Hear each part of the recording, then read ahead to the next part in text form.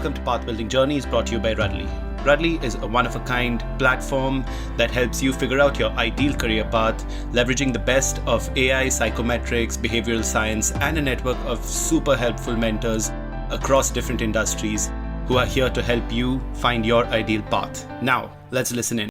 Could you give me an example of what of a qualitative research problem that you worked on, or maybe something even hypothetical if you can't share something that you specifically worked on? But just to give a context of the type of,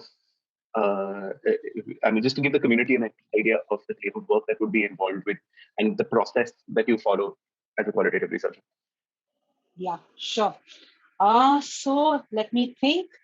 One of the projects that I'm working on currently, which is very, very interesting, is that we are trying to figure out how we can get consumers to subscribe to sanitary napkins. Okay.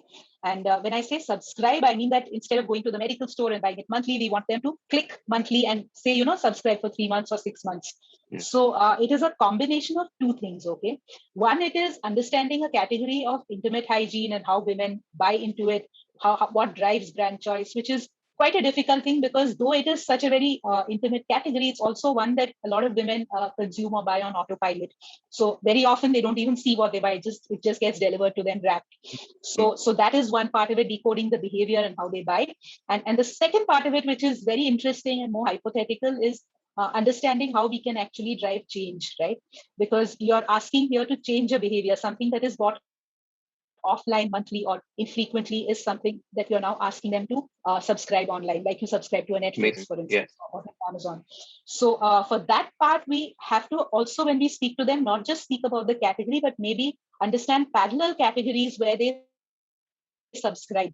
And in their opinion, what drives a subscription behavior versus something else. And it's quite hard actually to find, if you think about it, FMCG categories that women people subscribe to, women or any other consumers. Yeah, you can subscribe to a lot of service categories, media products, but this is very new. So understanding that behavior is something that is challenging in this category.